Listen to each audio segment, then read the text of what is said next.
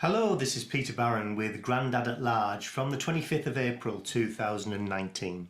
Eyeway to Hell. We were off to see our favourite artist, Mackenzie Thorpe, deservedly receive the freedom of his hometown of Middlesbrough, and we'd left it a bit late. When I say we, I mean my wife. She has many qualities, but getting ready on time isn't one of them. You're gonna have to drive carefully. I need to do my makeup in the car, she announced ominously.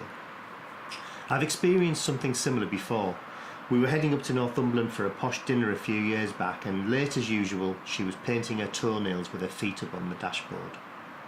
We'd barely gone 10 yards up to the junction at the end of our cul-de-sac when she got into a huff because I turned a sharp right and caused her to slip with her nail polish brush. This time, the challenge was guaranteed to be even tougher because she'd be working on her face. Foundation, powder, blusher, lipstick and mascara, you name it, she had it all laid out in her lap next to me on the passenger seat. I was already sweating and having flashbacks as I approached what I now refer to as Toenail Junction. Never before in the history of motoring has a car negotiated a turn quite so slowly. In fact, it took all my experience not to stall. Thankfully, there were no slips or complaints during the foundation or powder stages, and we were on the A66 heading out to Darlington as she started on her lipstick. I breathed another sigh of relief as she completed that part of the operation and checked herself in the mirror. So far, so good, but then came the real knee trembler.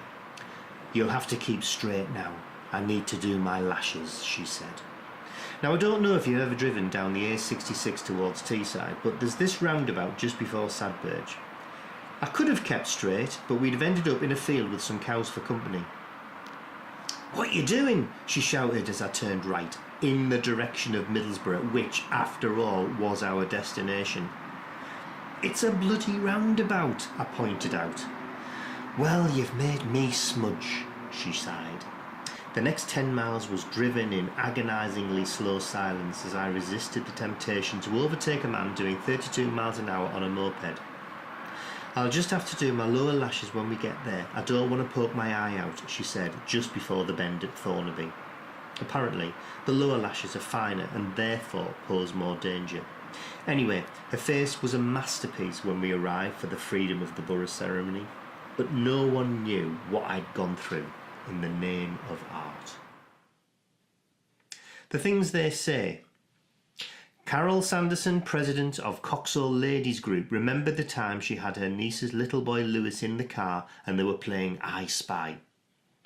"I spy with my little eye something beginning with w," said 7-year-old Lewis. Several miles passed and Carol was still struggling. "Is it inside the car or outside?" she asked. "Outside," replied Lewis.